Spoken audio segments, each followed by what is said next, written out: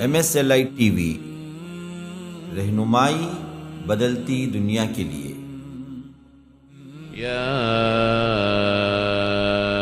أيها إن الحمد الذين لله نحمده آمنوا ونستعينه إذا نودي ونستغفره للصلاة من ونؤمن يوم به الجمعة ونتوكل عليه فاسعوا إلى ذكر الله ونعوذ بالله وذروا من شرور البيع أنفسنا ومن سيئات ذلكم أعمالنا خير لكم من إن يهده الله فلا مضل كنتم له ومن يضلل تعلمون. فلا هادي له وأشهد أن لا إله إلا الله وحده لا شريك له وأشهد أن محمدا عبده ورسوله أما بعد فإن خير الحديث كتاب الله وخير الهدي هدي محمد صلى الله عليه وسلم وشر الأمور محدثاتها وكل محدثة بدعة وكل بدعة ضلالة وفي رواية وكل ضلالة في النار. فأعوذ بالله السميع العليم من الشيطان الرجيم من همزه ونفثه ونفخه. وإذ قالت أمة منهم لم تعظون قوما الله مهلكهم أو معذبهم عذابا شديدا قالوا معذرة إلى ربكم ولعلهم يتقون. فلما نسوا ما ذكروا به أنجينا الذين ينهون عن السوء وأخذنا الذين ظلموا بعذاب بئيس بما كانوا يفسقون. اللهم أرنا الحق حقا وارزقنا اتباعه وأرنا الباطل باطلا وارزقنا اجتنابه. اللهم علمنا ما ينفعنا وانفعنا بما علمتنا وارزقنا علما. رب اشرح لي صدري ويسر لي أمري واحلل عقدة من لساني يفقه قولي. اس اللہ کے نام سے ابتدا جس کے ناموں کی کوئی انتہا ہی نہیں۔ وَلَوْ أَنَّ مَا فِي الْأَرْضِ مِنْ شَجَرَةٍ أَقْلَامٌ وَالْبَحْرُ يَمُدُّهُ مِنْ بَعْدِهِ سَبْعَةُ أَبْحُرٍ مَا نَفِدَتْ كَلِمَاتُ اللَّهِ۔ اس ذات اقدس پر کروڑوں درود و سلام ہو جو تمام جہانوں کے لیے رحمت للعالمین بن کے آئے تھے۔ اللہم صلی علی محمد وعلی آل محمد كما صليت على إبراهيم وعلى آل إبراهيم إنك حميد مجيد وبارك على محمد وعلى آل محمد كما باركت على إبراهيم وعلى آل إبراهيم إنك حميد مجيد۔ اللہ تبارک و تعالی کا بے پناہ فضل و احسان ہے کہ اللہ تبارک و تعالی نے اجتماعی عبادتوں کی جو پابندی ہماری گورنمنٹ نے یہاں پر مقرر کی تھی، اس کو پھر سے ہمیں اجازت دی اور بالفعل اللہ کے فضل و کرم سے ہم یہاں جمعہ کے لیے جمع ہوئے ہیں۔ حالات اس اعتبار سے بہت نازک ہیں، عالمی پریشانی، پھر اس کے بعد علاقائی اعتبار سے، ہندوستانی اعتبار سے پریشانیاں، اور اپنی زندگی اور دین کے اعتبار سے پریشانیاں، یہ تقریباً 1.5 سالہ مدت سے ہم سخت ترین طور پر جھیل رہے ہیں۔ ایسے اوقات میں انسانوں کے دل بہت حد تک مایوسی کے دلدل میں پہنچ جاتے ہیں، اور یہی مایوسیاں ہوتی ہیں جو بڑی بڑی اقوام کو ماضی میں ہم تاریخ پڑھتے ہیں تو دیکھتے ہیں کہ لے ڈوبتے ہیں۔ تو ایسے ہی حالات ہمارے اندر بھی آج خواہ قومی اعتبار سے ہو، خواہ دینی اعتبار سے ہو، خواہ دنیاوی اعتبار سے ہو، پیش آ رہے ہیں۔ اس حیثیت سے پھر ایک مرتبہ اثر نو اٹھنے کا کام کرنا ہے ہمیں، اور وہ اٹھنا کیسے ہے، کس بنیاد پر ہے، کس تعلق پر ہے، کس کام پر ہے، یہ ہمیں سر جوڑ کر کے تلاش کرنا ہے، سرچ کرنا ہے، پھر وہ کام متعین کر کے لگ جانا ہے۔ یہ ہے آج کا اصل ترین موضوع جس پر ہمیں گفتگو کرنا ہے اور ایک دوسرے کو تلقین کرنا ہے، آگے بڑھنا ہے۔ دیکھیے اللہ تبارک و تعالی نے کائنات کے اندر جو تسلسل رکھا ہے، دنیا کے اندر جو انسانوں کا تسلسل رکھا، اس تسلسل کو رب العالمین نے کسی معجزے کے طور پر یا کسی فرشتے کے ذریعے اصلاح کا کام نہیں چلایا۔ جب بھی چلایا اللہ تبارک و تعالی نے انبیاء کے ذریعے، انسانوں کے ذریعے چلایا، اور یہ نیکی کا کام جو ہوتا رہا دنیا کے اندر، اسی لحاظ سے بدی بھی اس کے خلاف اٹھتی رہی، اور بدی کے کام کے لیے بھی کوئی اندرونی پاور طاقت نہیں دیا، بلکہ شیطان نے بھی اپنے کارندوں کے ذریعے ہی چلایا۔ وہ بھی اپنے دعات کو بھیجتا رہا، اللہ تبارک و تعالی بھی اپنے انبیاء کو بھیجتے رہے۔ بدی کا کام بھی دعوت سے ہی ہوا، نیکی کا کام بھی دعوت سے ہی ہوا۔ یہی سلسلہ، یہی طریقہ کار یہاں تک کہ آخری پیغمبر جناب محمد الرسول اللہ صلی اللہ علیہ وسلم تک پہنچا، اسی تسلسل کے اعتبار سے۔ اب اس حیثیت سے آپ دیکھیں کہ جتنے انبیاء کرام آئے، انہوں نے اس وقت کے تمام تر پریشانیوں کا حل پیش کیا، خواہ وہ دنیاوی اعتبار سے ہوں، خواہ ان کے دینی اعتبار سے ہوں، خواہ ان کے توہم پرستی کے اعتبار سے ہوں، خواہ ان کے عقائد کے اعتبار سے ہوں۔ اصلاح کی نوعیت بالکل 100% ہمہ جہت تھی۔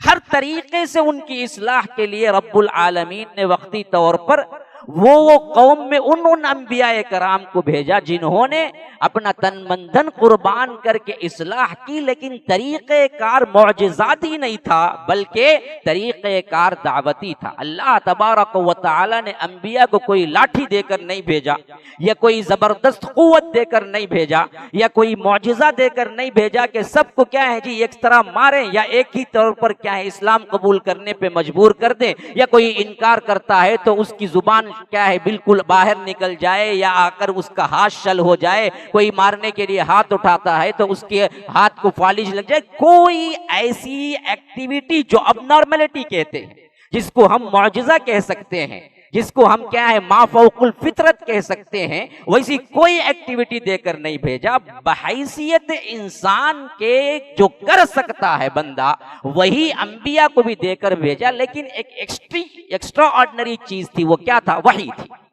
لیکن اس کے بعد جو ہوا وہ ان کے حواریین ہوں یا ان کے متبع ہوں یا ان کی پیروی کرنے والے ہوں یا ان کے امتی ہوں، انہوں نے تو بالکل وہی طریقہ اختیار کیا جسے ہم دعوت کہتے ہیں۔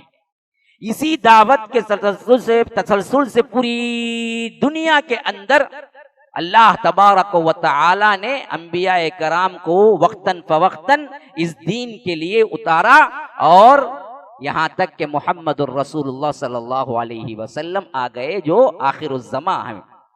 اب اس کے بعد کوئی نبی آنے والا نہیں، اور ہم آخر امت ہیں، ہمارے بعد کوئی امت آنے والی نہیں ہے۔ اب اس حیثیت سے آپ دیکھ لیجئے، ذرا میں اس وقت کی حالت 2-3 منٹ میں آپ کے سامنے منظر کشی کرتے ہوئے میں آگے چلوں گا۔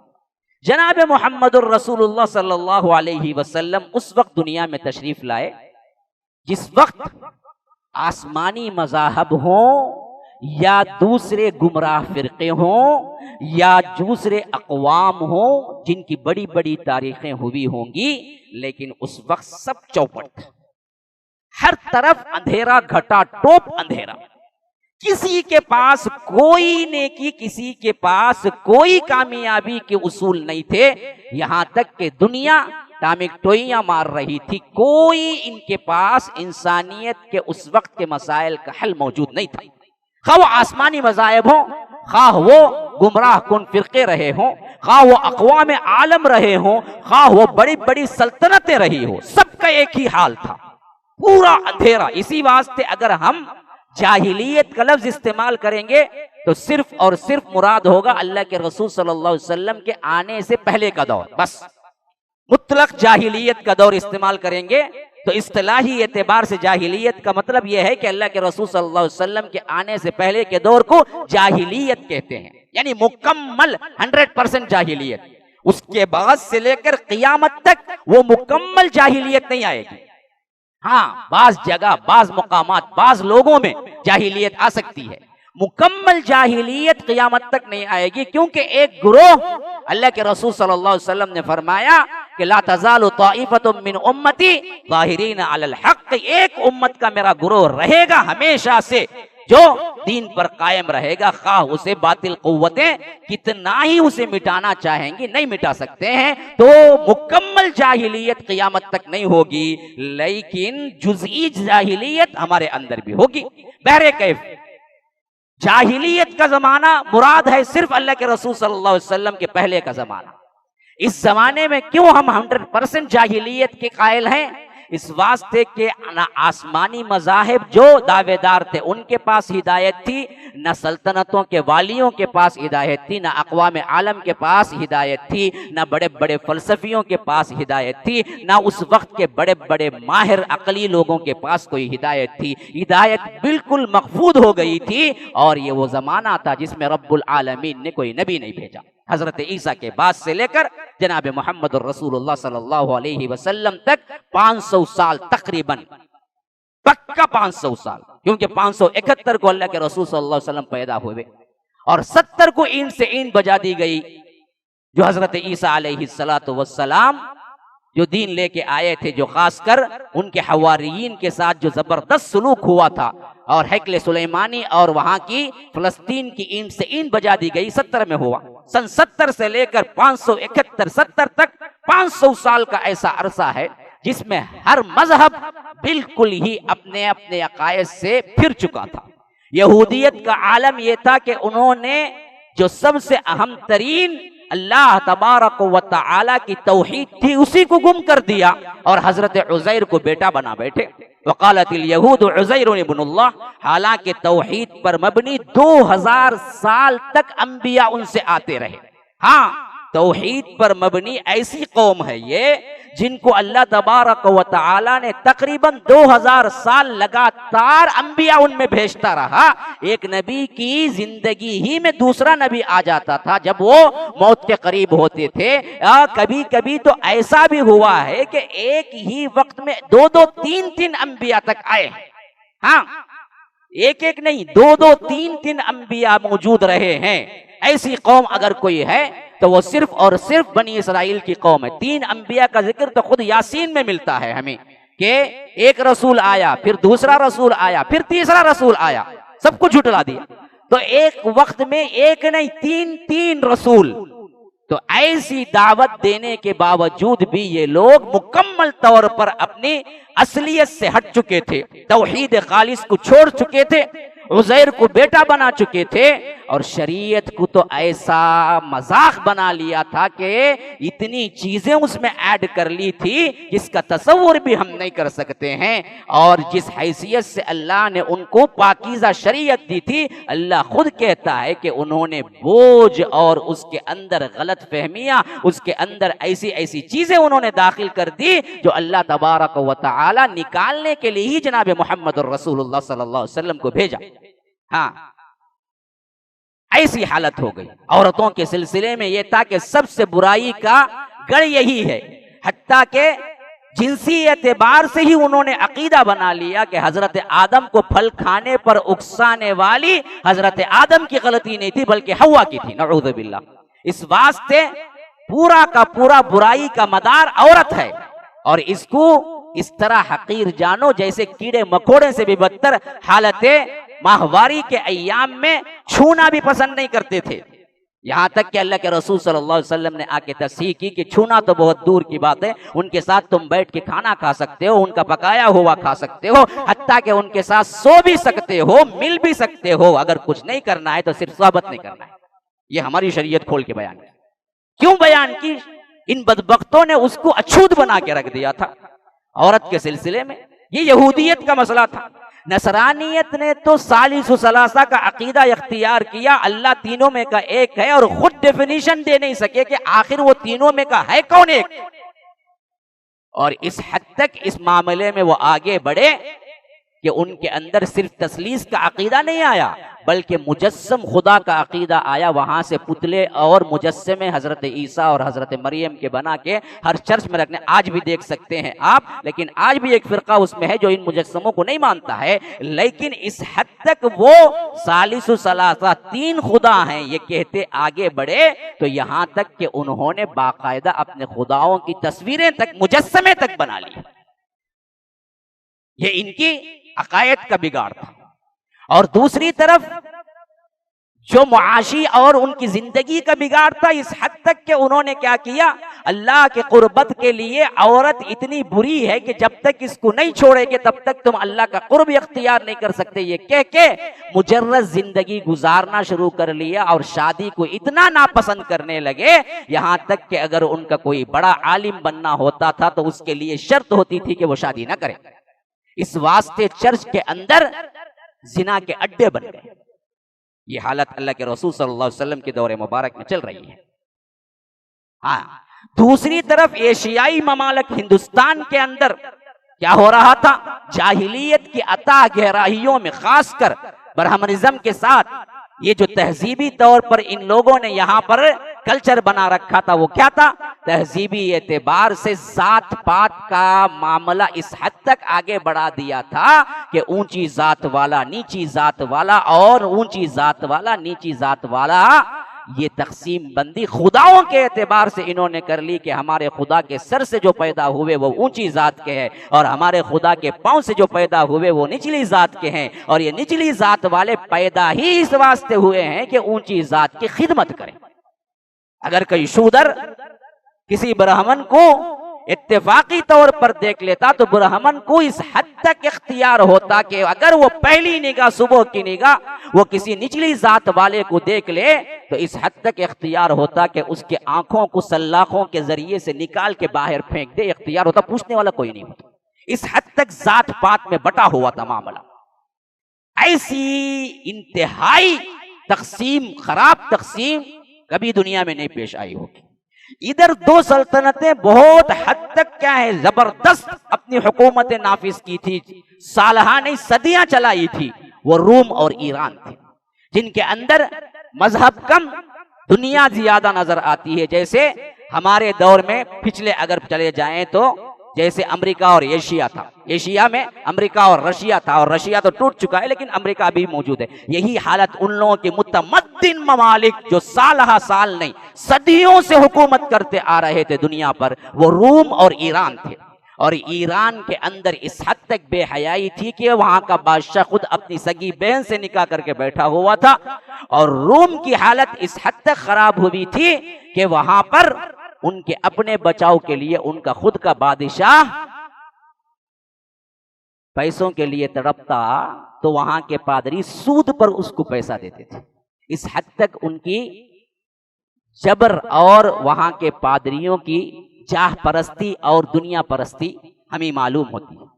تو اس طرف بھی کوئی خیر نہیں تھا۔ ایسے ہی حالت میں اللہ تبارک و تعالی نے دنیا پہ نظر ڈالی۔ حدیث کا مفہوم ہے، اللہ نے دنیا پہ نظر ڈالی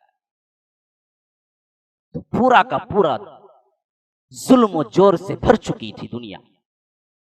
ایک طرف ذات پات کا معاملہ، ایک طرف شرک کا معاملہ، ایک طرف معاشی اعتبار سے ظلم کا معاملہ۔ اللہ تبارک و تعالی نے انسانیت کی رحمت کے لیے محمد الرسول اللہ صلی اللہ علیہ وسلم کو بھیج دیا، ہر طرف مکمل اصلاح کے لیے بھیج دیا۔ اب آئے جناب محمد الرسول اللہ صلی اللہ علیہ وسلم، ہر فیلڈ کے اندر جو برائی تھی اس کو نکالا، اور وہاں کی جو اچھائی تھی اس کو مکمل طور پر عمل سے نافذ کر دیا جناب محمد الرسول اللہ صلی اللہ علیہ وسلم نے۔ لیکن اس کے لیے بھی معجزاتی اللہ تبارک و تعالی نے کام نہیں لیا، بلکہ دعوت کا مرحلہ اختیار کیا۔ لوگ جمے، دعوت کے ذریعے لوگ سنے، لوگ بنے، لوگ بن کر اپنی زندگی میں عمل کر کے تن من دھن لگانے کے لیے تیار ہوئے۔ پھر اس کے بعد اللہ تبارک و تعالی نے اپنی رحمت کی برسات ان پر برسانا شروع کر دی، یہاں تک کہ مکی زندگی کے 13 سال میں 500-600 صحابہ کو کلیکٹ نہیں کر سکتے۔ اگر ہم ناموں کی فہرست جمع کریں تو جیسے ہی مدینہ منورہ پہنچے، وہاں سے اللہ تبارک و تعالی کے فضل و کرم سے دعوت کا جو مرحلہ تھا وہ دوسرے مرحلے میں داخل ہوا اور بہت تیزی سے پھیلنے لگا، اس حد تک کہ ہم دیکھتے ہیں کہ صرف اور صرف 6 ہجری میں جو معاہدہ صلح حدیبیہ کہلاتا ہے، وہاں سے لے کر جہاں 1400 صحابہ آئے ہوئے تھے اور 1400 صحابہ سمجھ لیجئے مدینے میں تھے، کہ کل ملا کر 5000 صحابہ اگر ہم جان لیں بھی، رکھ لیں بھی، تو یاد رکھیے وہ 2 سال کا عرصہ جس میں 1400 صحابہ حدیبیہ کے اندر اس بات کو مان کر واپس پلٹتے ہیں کہ ہم اگلے سال آ کر عمرہ کریں گے، اور 2 سال کے اندر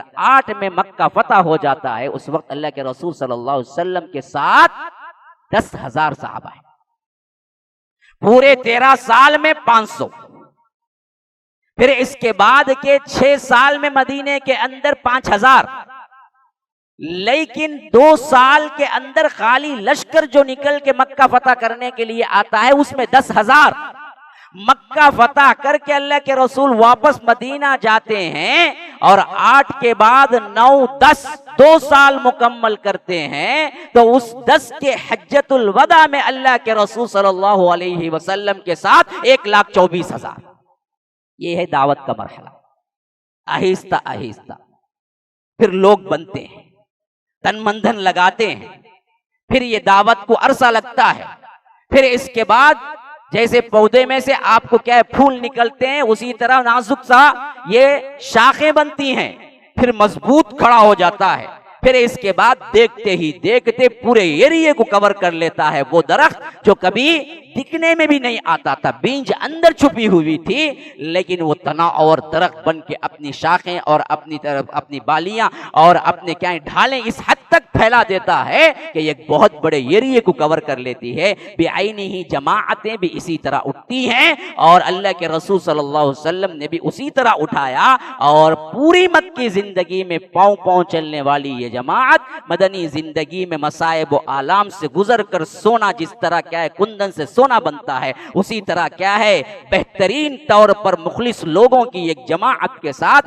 آگے بڑھی، اور فتح مکہ کے موقع پر جو 10,000 تھے، حجۃ الوداع کے موقع پر 1,24,000 صرف حاضر رہنے والے صحابہ تھے، اس کے علاوہ بھی کچھ اور بھی تھے، تو گویا کہ اس وقت ہی 1.5-2 لاکھ ہو گئے تھے۔ اب اس کے بعد جس تیزی سے پہلا خلفائے راشدین کے دور میں، وہ آپ سب کو بھی معلوم ہے کہ اب تو پوری دنیا میں کیا ہے سیکنڈ نمبر کا سب سے زیادہ بڑا اگر مذہبی اعتبار سے کوئی جمعیت ہے تو وہ مسلمانوں کی ہے، پہلے عیسائیت کی ہے، بعد میں مسلمانوں کی ہے، لیکن دیکھا جائے تو اس میں بھی مذہبی طور پر سب سے زیادہ عملی اعتبار سے چلنے والی اگر دیکھا جائے تو مسلمان ہی نمبر 1 پہ آئیں گے۔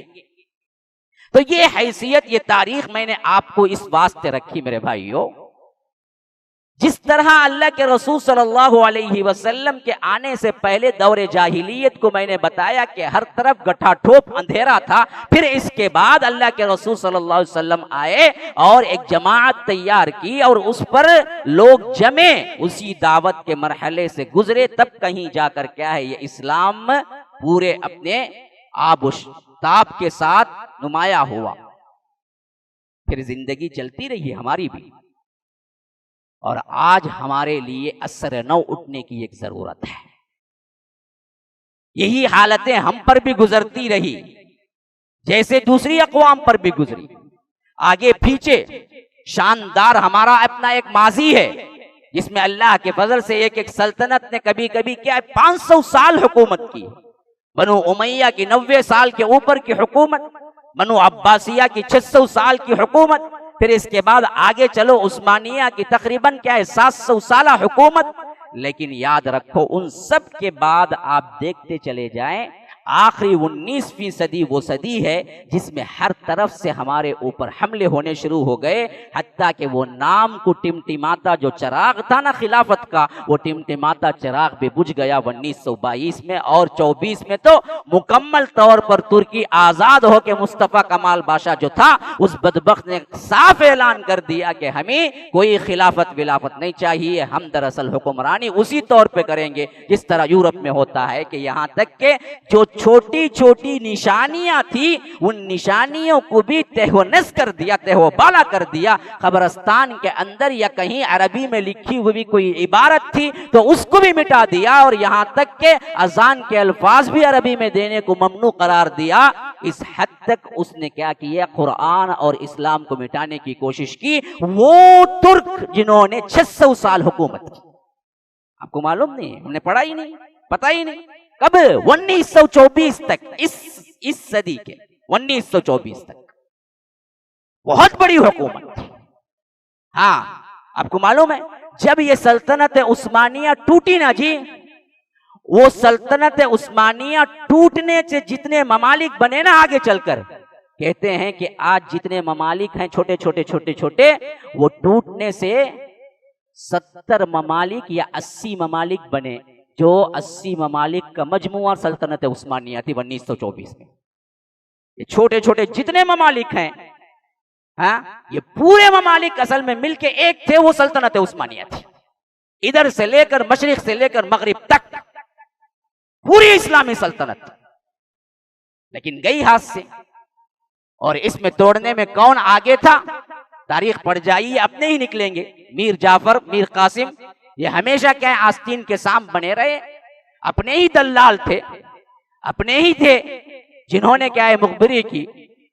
हाँ, सुल्तान सलाहुद्दीन अयूबी के दौर में भी उठा लो, इसी तरह टीपू सुल्तान रहीमहुल्लाह के दौर में भी उठा लो, उन सब को गिराने के लिए कोशिशें करने वाले आस्तीन के सांप मीर जाफर, मीर सादिक जैसे लोग उन्हीं के अंदर से उठे। वरना तो टीपू सुल्तान को उस वक्त हराने के लिए कोई ताकत नहीं थी अंग्रेजों की, जब तक कि उसके अपने सिपाही बदल के अंग्रेजों के हाथ बिक गए और उन्हें न बतलाया पिछले दरवाजे से किस तरह आना है और सुल्तान को किस तरह मारना है, तो तब कहीं जाके सुल्तान टीपू सुल्तान शहीद हुए। वरना तो क्या था, अंग्रेज के अंदर इतनी कुव्वत नहीं थी कि वो दो बदो मुकाबला कर सके। ये 1700 की बात है, ये भी ज्यादा दूर की बात नहीं है, ये 1700 की बात है जो मैं कर रहा हूं। फिर इसके बाद 200 साल तो हिचकोले खाती रही हमारी सल्तनतें, और यहां तक कि 1924 में सब कुछ खत्म हो गया, और वहां से लेकर कुछ हमारे हाथ आया तो वो अलग अलग नुमाइंदा तौर पर उन्होंने अपने अपने तौर पर कुछ जमाअतें, कुछ जमीयतें अपने इस्लाम को बचाने के लिए काम करते रहे। और उस हैसियत से हम सिर्फ एक नमाज, रोजा, हज, ज़कात को मुकम्मल करने वाले एक टुकड़े को इस्लाम समझकर, पूरा इस्लाम समझकर जिंदगी गुजारने वाले बन गए। वो हवा हो गया, वो तसव्वुर, जो तसव्वुर हमगीर था, कुल इस्लाम का था। मिला क्या, हमें सिर्फ चंद रसूमात, चंद शक्लें, उसको लेकर पूरा दीन समझो और आगे बढ़ते रहो। बढ़ते बढ़ते अभी भी क्या है, 90 पर 5 साल या 100 साल करीब होते आ रहे हैं, 2024 आने वाला है, तो याद रखिए 100 साल का अरसा इसमें भी गुजरा। अब इस हैसियत से असल तरीन मजमून जिसको मैं अदा करना चाहता हूं वो क्या है कि इस वक्त हालात के तनाजुर में आप 1.5 साल का अरसा देख लीजिए, जिसमें टारगेट मुसलमानों की इबादत गाहों को खास तौर पर बनाया गया। अभी मैं एक मरतबा अभी आ रहा था, किसी ने आकर मुझे एक पोस्ट भेजा, उसमें क्या है, एक तरफ कहीं न्यूजीलैंड में या कहाँ वर्ल्ड कप चल रहा है, पता नहीं, आप लोगों को बहुत अच्छा पता होगा कि वहां पर तो क्या है, सब मिले बैठे और आराम से फुटबॉल या आकर क्रिकेट या वॉलीबॉल चल रहा है, और इधर हरम में डिस्टेंस के साथ तवाफ हो रहा है। कोरोना वहां नहीं है, यहां सिर्फ है। हाँ जी, बोलो ना, आखिर क्या कुछ खिलवाड़ हो रहा है। और मैं कहता हूं तो कहते हैं कि ये तो क्या है जी, आजाद हो गया, ये फलां हो गया, ये जाहिल है, ये फलां है। हकीकत तुम खुद कबूल करो, या तो क्या है, किसी को हकीकत कोई बोल रहा है तो उसको बोलने तो दो कम से कम, दोनों भी नहीं तो होगा क्या फिर। इनके अपने कामों के लिए कोई करुणा नहीं है, लेकिन इस्लाम के कामों के लिए पूरी तौर पर करुणा है और पूरी साजिशें हैं, पूरे अहकामात हैं। खेल क्यों नहीं रुका, कोई सवाल नहीं, कोई नहीं सवाल करेगा। तुम करोगे, तुमको भी हम हटा देंगे, तुमको भी कह देंगे कि तुम फलां हो फलां हो। अरे कोई कहे कुछ कहे, हमें तो अल्लाह तबारक व तआला के पास जवाब देना है। तो ये 1.5 साला साजिश का दौर समझने के बजाय हम समझते हैं कि कोरोना के वबा का दौर, وبا ہو یا نہ ہو، لیکن ایک بہت بڑی سازش کا شکار تو ہوئے، اور اس حد تک ہو گئے کہ یاد رکھیے ہم سمجھتے ہیں کہ یہ جو کچھ بھی ہو رہا ہے قدرتی طور پر ہو رہا ہے، اور ہمیں آج سب کچھ بند کر کے جیسے کہا جا رہا ہے ویسے ہی کرنا ہے، کیونکہ یہ ہمارا متفقہ فیصلہ ہے۔ یاد رکھیے اس وقت امت کو حوصلے کی ضرورت ہے، بند کر کے گھروں میں ان کے لیے قفل لگانے کی ضرورت نہیں ہے۔ آج پھر اٹھنا ہے، وہی کام کرنا ہے جو کام اللہ کے رسول صلی اللہ علیہ وسلم نے کیا ہے۔ اب اس دین کے کام کرنے میں آپ کو مشقتیں آئیں گی۔ دیکھیے میں نے یہ پورا خاکہ ایک حدیث کے پس منظر میں بیان کیا۔ وہ حدیث اس طرح ہے کہ مسلم کی روایت میں آئی ہے، اب ذرا اندازہ کریں کون سے دور سے ہم گزر رہے ہیں۔ ان عبداللہ ابن مسعود ان رسول اللہ صلی اللہ علیہ وسلم قال، حضرت عبداللہ ابن مسعود روایت کر رہے ہیں کہ اللہ کے رسول صلی اللہ علیہ وسلم نے فرمایا کہ ما من نبی بعثہ اللہ فی امت قبلی الا کان لہ من امتہ حواریون و اصحابون۔ کبھی ایسا نہیں ہوا ہے، اس سے پہلے کیسا ہوا کہ ہر نبی جو آیا اللہ تبارک و تعالی نے اس کو بھیجا، اور اس کے ذریعے سے اللہ تبارک و تعالی نے اس کے اصحاب کو بنایا، اس کے حواریین کو بنایا، اور ان کے ذریعے سے ہوا کیا؟ یأخذون بسنتہ ویقتدون بامرہ، انہوں نے اس کی سنت کو پکڑا، اس کے پیچھے چلے، یہاں تک کہ کیا ہے یہ امر قائم ہو گیا، اسلام قائم ہو گیا، اور ایک بہترین جماعت ابھر گئی، اور خلفائے راشدین کا نظام جیسے بننا تھا بن گیا۔ لیکن پھر کیا ہوا امتوں کے اندر؟ فرمایا کہ ثم انہا تخلف من بعدہم خلوف، پھر اس کے بعد اختلاف میں پڑے لوگ، پھر اس کے بعد ان کے اندر بگاڑ آیا، پھر ان کے اندر ٹکڑیاں ہوئی، پھر ان کے اندر تفریقے بنے، پھر اس کے بعد حالت کیا ہو گئی ان لوگوں کی؟ یقولون ما لا یفعلون ویفعلون ما لا یؤمرون، جو کہتے تھے وہ کرتے نہیں تھے، جو کہتے تھے وہ کرتے نہیں تھے، خالی کہنے کے لیے نہیں، یقولون ما لا یفعلون، جو کہتے وہ کرتے نہیں ہیں، اور ویفعلون ما لا یؤمرون، کرتے وہ ہیں جس کا حکم نہیں ملتا، جو حکم نہیں دیا گیا ہے وہ کرتے ہیں۔ معاملہ اس حد تک گر جائے گا امت کا، سب سے پہلا معاملہ کیا ہوگا؟ یقولون ما لا یفعلون، کہیں گے وہ جو کریں گے نہیں، جو کرنا ہے وہ نہیں کہیں گے، بالکل اس کے بالمخالف کہیں گے۔ پھر اس کے بعد وَيَفْعَلُونَ مَا لَا يُؤْمَرُونَ، اور جو ان کو حکم دیا گیا ہے اس کے برخلاف کریں گے۔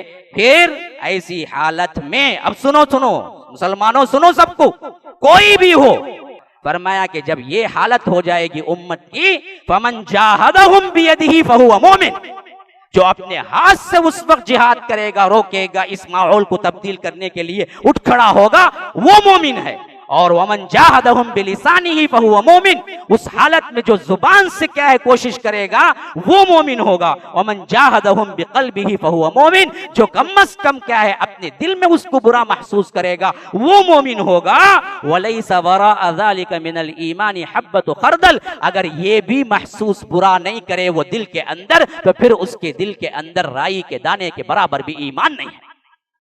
یہ ہے وہ حالت، کام کرنے کا دور ہے، کیونکہ وہ حالت پیش آ چکی ہے امت کے اندر، جو حالت اللہ کے رسول نے فرمایا کہ نبی آتا ہے، اپنے اصحاب کو جماتا ہے، اپنے حواریون کو جماتا ہے، پھر وہ سنت کو پکڑتے ہیں، پھر اس کے پیچھے چلتے ہیں، پھر ایک جماعت بنتی ہے، اس جماعت پر کام ہوتا ہے۔ لیکن عرصہ گزرنے ان لوگوں نے کیا کیا؟ ان لوگوں کے اندر اختلاف پیدا ہوتا ہے، کتاب و سنت کو چھوڑ دیتے ہیں، تفرقے میں پڑ جاتے ہیں، حسد میں پڑ جاتے ہیں، ایک دوسرے پر کیا ہے باتیں کرنا، ایک دوسرے پر گالیاں دینا، ایک دوسرے کے نقص نکالنا، اس میں پڑ چکے ہیں۔ اصل توحید کا مسئلہ تھا، توحید کو مار ہو رہی ہے، اپنے لوگ کیا ہے صحیح طور پر عمل میں نہیں ہے، ان پر اصلاح کرنے کے بجائے آج بڑے بڑے لوگ وہ پڑے ہوئے ہیں بالکل آپس کے اختلافی چھوٹے موٹے مسائل میں۔ تو یاد رکھیے یہ حالت میں ہم پہنچ چکے ہیں جہاں پر پوری امت کا معاملہ یہ ہو گیا ہے کہ جو بولتے ہیں وہ کرتے نہیں ہیں، اور جو کرتے ہیں اس کا حکم ہی نہیں دیا گیا ہے۔ پوری تاریخ انسانی میں نہیں، پوری تاریخ اسلام میں بھی اٹھا کے دیکھ لو، علل اعلان کبھی کسی نے مسجد کو بند کیا، ہم نے وہی بات کی کہ بھائی دیکھو مسجد کو بند کرنا نہیں، کوئی نہ آئے تو ایکسکیوز بولو اس کو. تو اصل مسئلہ کتاب و سنت سے لیں. جہاں معاملہ آپ کو صاف نظر آ رہا ہے، حدیث میں یہ الفاظ ہیں، تو اب اٹھ کے کھڑے ہونا ہے، وہی مومن کہلائے گا. خالی خولی ادھر ادھر کی باتیں، چاپلوسی باتیں ادھر کا ادھر کر کے کیا ہے زندگی گزارنے کا مفہوم؟ دین اسلام پر زندگی گزارنے کا مطلب نہیں ہے میرے بھائیو. فمن جاہدہم بیدہ فہو مؤمن ومن جاہدہم بلسانہ فہو مؤمن ومن جاہدہم بقلبہ فہو مؤمن. کہ اللہ کے رسول صلی اللہ علیہ وسلم نے فرمایا جو ہاتھ سے اس کے لیے اس وقت کام کرے گا وہ مومن ہوگا، جو زبان سے کام کرے گا وہ مومن ہوگا، جو دل میں کم از کم برا سمجھے گا وہ مومن ہوگا. لیکن اس سے کم درجے کا کوئی ایمان ہے تو اس کا مطلب یہ ہے کہ اس کے دل میں کوئی ایمان ہے ہی نہیں. یہ تاریخ ہے ہماری. جب بھی ایسا ہوا ہم نے کام کیا، اٹھے، متحد ہوئے. ہاں لیکن جو لوگ کبھی اٹھنا ہی نہیں چاہتے، کرنا ہی نہیں چاہتے، ان لوگوں پر ویسے ہی فتوے اور طنز اور کھلواڑ کیا گیا ان کے ساتھ. ہمیشہ ہمارے اندر کا یہ بہت بڑا المیہ ہے میرے دوستو. لوگ صالحین کو تو پسند کرتے ہیں لیکن مصلحین کو پسند نہیں کرتے. بڑا نیک ہے بھائی، بڑا عبادت گزار ہے بھائی، کسی کے نام کو آتا نہیں بھائی، اللہ اللہ کر لے کو مسجد میں رہتا ہے بھائی، ویسا رہو سب خوش اس سے. یہ بولے کہ یہ مت کرو، یہ کیوں کر رہے ہو، دیکھو یہ غلط ہے، دیکھو یہ، دیکھو انصاف کے خلاف ہے، دیکھو. آپ اس کو کبھی نہیں چھوڑتے. صالح لوگوں کو بڑا پسند کیا جاتا ہے، مصلح لوگوں کو پسند نہیں کیا جاتا. تو یاد رکھو یہ دراصل بہت ہی کٹھن مرحلہ ہے ہمارے لیے. قوت اصل چارج سیرت النبی صلی اللہ علیہ وسلم ہے. کیا کیا نہیں ان کے اوپر پیش آیا، کیسے کیسے مراحل آئے، کیسے کیسے ان کے ساتھ سلوک کیے گئے. اور اس میں آپ دیکھ لیں شدید ترین دشمن، لانگ ٹائم دشمن کون ہوئے؟ قریب ترین لوگ ہوئے. ہاں قریب ترین لوگ ہوئے. تو قریب ترین لوگوں سے بھی بڑا مسئلہ ہوتا ہے دعوتی مرحلے میں. لیکن میں آپ سب کو یہ موضوع اس واسطے انتخاب کر کے اس پر گفتگو کی کہ ایک واضح طور پر پلیٹ فارم مل جائے. مجھے بھی بہت فون آتے ہیں کہ یہ کہہ رہے ہیں، وہ کہہ رہے ہیں، آخر ہم کریں تو کیا کریں؟ یاد رکھو کریں تو یہی کام کریں کہ فمن جاہدہم بیدہ فہو مومن ومن جاہدہم بلسانہ فہو مومن ومن جاہدہم بقلبہ فہو مومن. اٹھ کھڑے ہو اور تیار ہو جاؤ، برائی کے خلاف ہم لڑیں گے. طاقت سے لڑنا ہے تو طاقت سے، زبان سے تو زبان سے. اگر وہ بھی نہیں ہے تو کم از کم دل میں برا محسوس کریں گے. آج ہمیں کام کرنے کی ضرورت ہے، بیٹھنے کی نہیں ہے. بیٹھنے کا مرحلہ گیا. بیٹھ کے خالی بریانی، متنجن، یہ کھاؤ وہ کھاؤ. ابھی بیٹھ کو انہیں کیا ماہر ہو گئے. اب تو کیا مرداں بھی پکانے میں ماہر ہو گئیں گے. کچن میں کھا بنا کیا کام دوسرا؟ کیا بھی نہیں نا. بیٹھ کو کھا کو تو پیٹا کو اس کے اوپر کیا پرابلمز ہو کو سب ہو رہا ہے نا. ابھی کتنا بیٹھیں گے جی؟ اٹھو کام کرو. وہاں بھی موت ہے، یہاں بھی موت ہے. بیٹھے تو بھی موت بولتا ہوں. ویکسین نہیں لگائے تو مر جائیں گے بولتا. ویکسین لگائے تو 2 سال میں مر جائیں گے. ویکسین لگائے تو 2 سال میں، نہیں لگائے تو خالی مر جائیں گے بولتا. پرواہ نہیں، 10 سال میں تو ہی مریں گا نہیں 15 سال میں. لیکن لگا لیا تو 4-5 نیوز ہوئے نہیں ہوئے. اور حقیقی بڑے بڑے ڈاکٹرز بولے ہیں. حالانکہ نہ وہ حقیقت نہ یہ حقیقت. میں کہتا ہوں یہ کیا بات ہے، اس پر کوئی نہیں بات. اگر میں بات کروں تو کہتے ہیں یہ کیوں بولتا ہے. ارے پھر بولوں تو کیا جی بولوں؟ لوگوں کو رہنمائی کرنا ذمہ داری نہیں ہے. جو باتیں کھلواڑ بنا لیے گئے ہیں. دیکھیے امریکہ میں لاک ڈاؤن ہوا، بعد میں اس کو عقل آئی، وہ خود بولا کہ دیکھو تمہارے مذہبی عبادت گاہیں جو ہے جاؤ تاکہ اس کے ذریعے سے قیادت کرونا چلے جائے، بول کے مساجد کھول دیا. یہاں ہمارے اپنے بولتے ہیں نہیں مسجد بند کرنا. کھولے بولے تم نہ نکالوں گا، بردر بنا لوں گا، تم نہ سسٹر بنا لوں گا، تم نہ فلاں بنا لوں گا. کیا عجیب بات. امریکہ بولا جاؤ بھائی تمہیں مسجد آؤ، جاؤ بھائی دعائیں کرو بھائی بولتا ہے. پتہ نہیں ان سب باتوں کا کیا غلط مفہوم نکال رہے ہیں لوگ. لیکن حقیقت پسندانہ جائزہ لے کے دیکھو، کھلواڑ ہی تو ہے نا جی یہ. لگائے تو بھی موت, نہیں لگائے تو بھی موت, ہاسپٹل گئے تو بھی موت, نہیں گئے تو بھی موت. اب جو حق بات ہے وہ سامنے اٹھا کو بولا تو برا دکھتا ہے سامنے, میں نہیں بولا تو بھی دکھتا ہے. وہ میں خالی کیا کرتا ہوں, جمع کر کے بولتا ہوں, دیکھو بھائی یہ سب ہے, ہاں کئی کو کرے تمہیں وہ کام. آج اٹھنے کا دور ہے, بننے کا دور ہے, دینے کا دور ہے. موت تو آگے بھی ہے پیچھے بھی ہے نا جی, پہلے تو ہی بول سکتے تھے. آج مولوی صاحب میں کام کو گیا ہوں, 25 سال میں بنگلہ بنوں گا. دیکھو اب بولتے 25 سال کا 2 دن تو مرتا کی نہیں معلوم نہیں, کرونا آتے ہی تجھے کیا ہے لے لے چل جائیں کرو.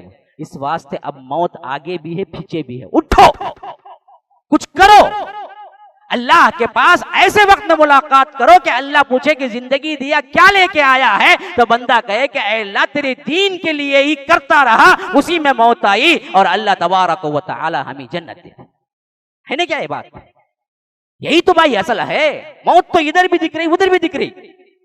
اب اٹھو, اب جاؤ, محنت کرو, اللہ کے دین کو پھیلانے میں ایک ہو, جمو, جٹو.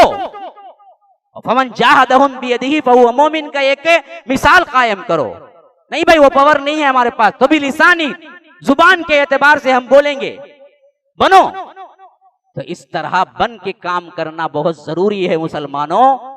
نہیں تو یاد رکھو, جب امر بالمعروف نہی عن المنکر کا کام کرنا انتہائی اہم ہو, ایسے وقت میں مجموعی طور پر کوئی حرکت نہ ہو, تو پھر اللہ ان قوموں کو نیست و نابود کر دیتا ہے. جیسے اللہ تبارک و تعالی نے فرمایا کہ واتقوا فتنة لا تصیبن الذین ظلموا منکم خاصہ, اس فتنے سے ڈرو جب میرا عذاب آئے گا تو صرف برائی کرنے والے کو نہیں پکڑے گا, بلکہ جو اچھائی کرتا ہے ان سب کو پکڑ لے گا. کیوں؟ کیونکہ مجموعی طور پر یہ بھی برائی کے ساتھ جی رہے تھے, بولتے نہیں تھے, روکتے نہیں تھے. اس واسطے جب عذاب آئے گا تو سب کو ستیہ ناش کر دے گا. اس حد تک اللہ تبارک و تعالی کے بارگاہ میں ہم اپنے اوپر لعنت کے مستحق نہ بن جائیں. اللہ تبارک و تعالی ہی نیک توفیق دینے والا ہے. ھذا وباللہ التوفیق وصلی اللہ وسلم علی نبینا محمد. اسأل اللہ لی ولکم ولسائر المسلمین من کل ذنب فاستغفروہ انہ هو الغفور الرحیم.